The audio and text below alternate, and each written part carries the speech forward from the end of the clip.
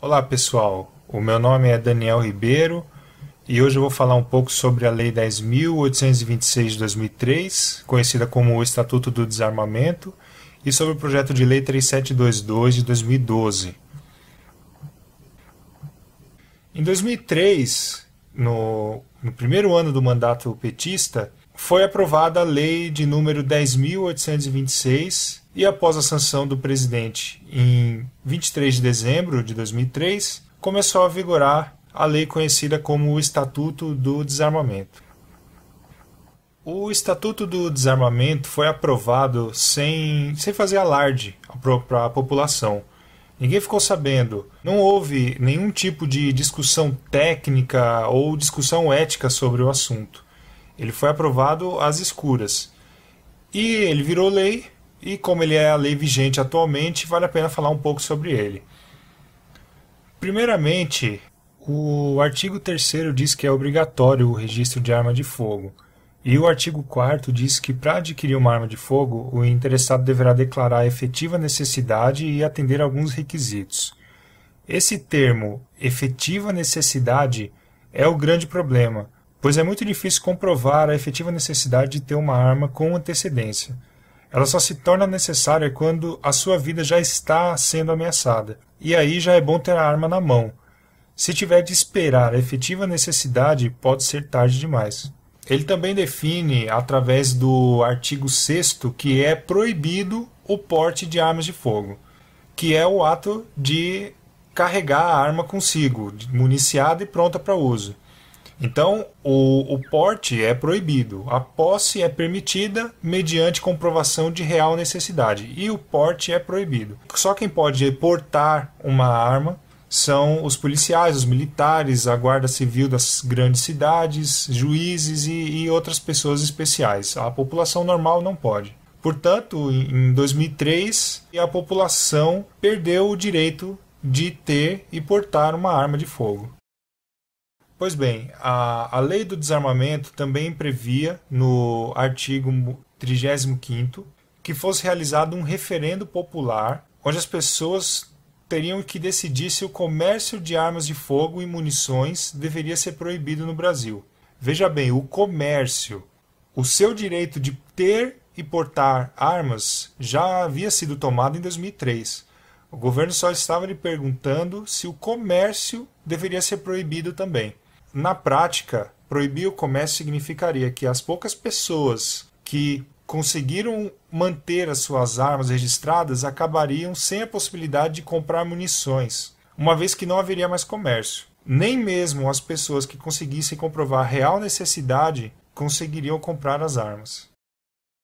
Então, conforme previsto em lei, em 2005 foi realizado o referendo, e a população teve que responder à seguinte pergunta: o comércio de armas de fogo e munição deve ser proibido no Brasil?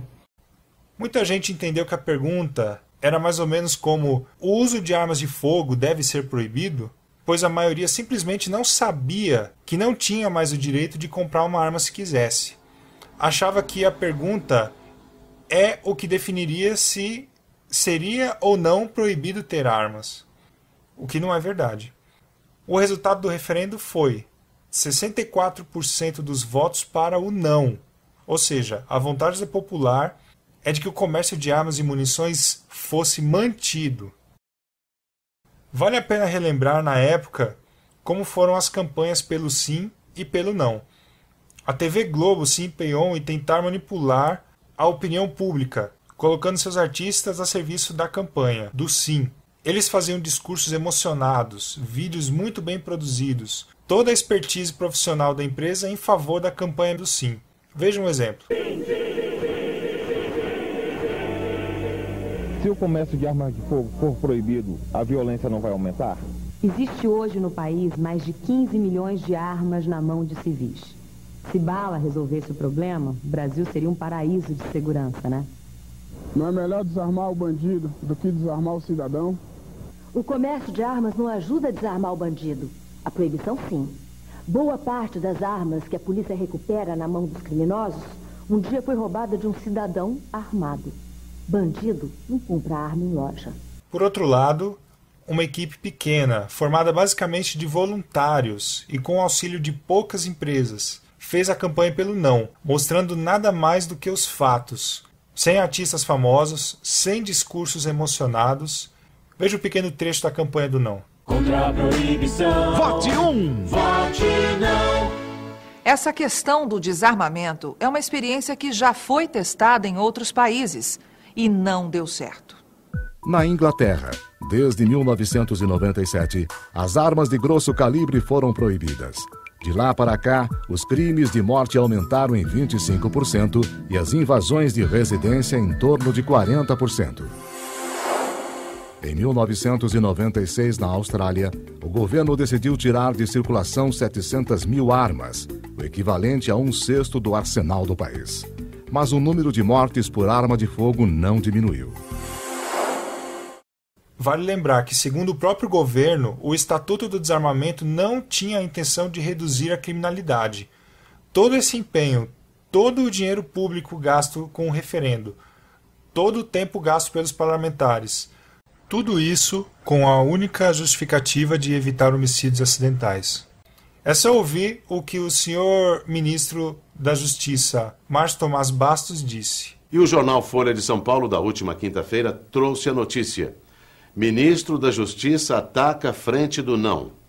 Em cerimônia no Palácio do Planalto, Márcio Tomás Bastos disse que é pelo desarmamento, mas reconheceu: o desarmamento não pretende tirar as armas dos bandidos, e sim do homicídio acidental. O desarmamento não pretende tirar a arma de bandido. Ele pretende tirar essa arma do homicídio acidental. É só pensar um pouco para concluir que o número de homicídios acidentais é irrisório. São raríssimos os casos, pois a arma de fogo é um artefato perigoso, e justamente por esse motivo, o cuidado com ela é grande. Se o governo só quisesse reduzir os acidentes com armas de fogo, bastaria uma campanha publicitária, custaria muito menos aos cofres públicos, e o resultado seria bem mais expressivo sem retirar um direito da população.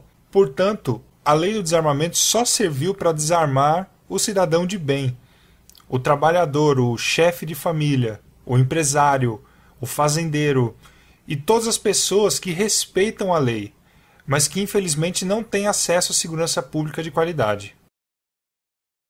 Bom, quase 9 anos se passaram desde que o Estatuto do Desarmamento entrou em vigor. Se você não viveu o tempo todo numa caverna, você sabe que a criminalidade continua alta. De fato, ela aumentou muito. O mapa da violência é o estudo mais completo disponível atualmente e revelou a real dimensão do problema. É só comparar. No ano 2000, a média nacional de homicídios era de 26,6 por 100 mil. E em 2010, a média caiu para 26,1, uma diferença de apenas meio habitante a cada 100 mil. É uma redução muito pequena, eu diria irrisória. Cai na margem de erro da pesquisa. E comparando com a situação social em que o Brasil se encontrava em 2000, com a situação atual de 2010, esses números deveriam ser bem diferentes.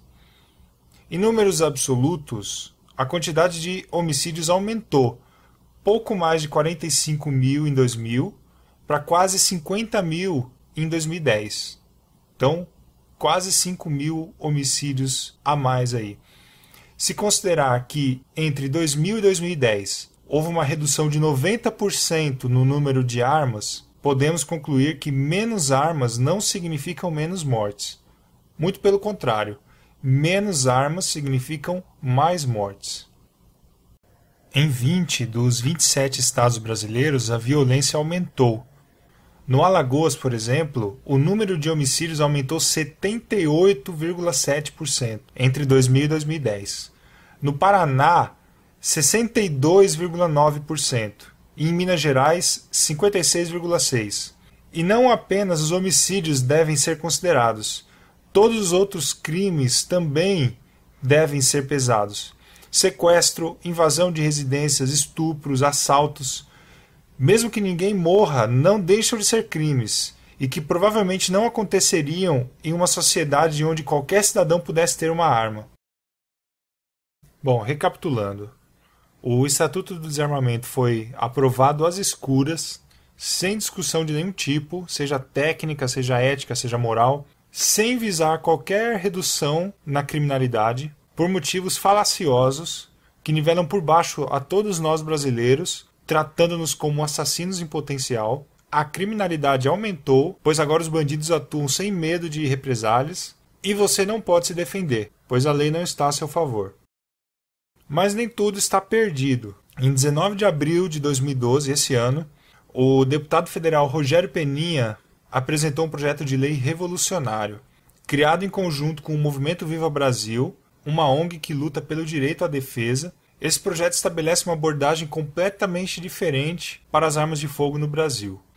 Para começar, o projeto de lei 3722 de 2012 revoga completamente a lei do Estatuto do Desarmamento. Mas ele traz em sua própria redação uma legislação completa, que define como será o tratamento de todas as responsabilidades relacionadas às armas.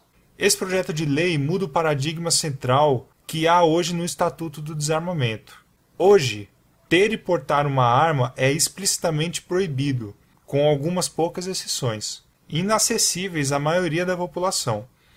Com a nova lei, se aprovada, passará a vigorar o contrário, ou seja, será permitido ter a posse de uma arma, com exceções que só afetarão só quem realmente não poderia ter uma arma à disposição, como pessoas condenadas por crimes dolosos, pessoas psicologicamente inaptas, entre outros. A grande maioria das pessoas poderia ter uma arma se assim fosse de sua vontade.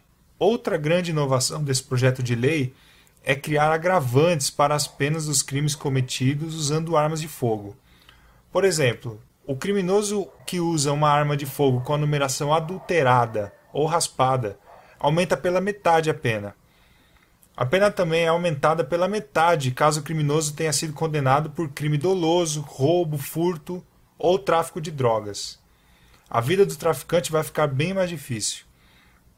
As penas são dobradas caso o criminoso que usou a arma fizer parte de alguma força de segurança pública, seja civil ou militar. Isso coibirá os abusos de poder. O texto é longo, maior até do que a lei atual, mas ele define rigorosos controles sobre todas as etapas de cada processo. É uma lei completa e eu recomendo a leitura. São só 37 páginas. Vale a pena saber tudo o que está sendo proposto. Você pode ajudar esse projeto de lei a ser votado mais rapidamente. Ligue para 0800 619 619 e siga as instruções gravadas. Quando alguém te atender, basta dizer que quer demonstrar o seu apoio ao projeto de lei 3722 de 2012. Todo o processo leva menos de 5 minutos e a ligação é gratuita.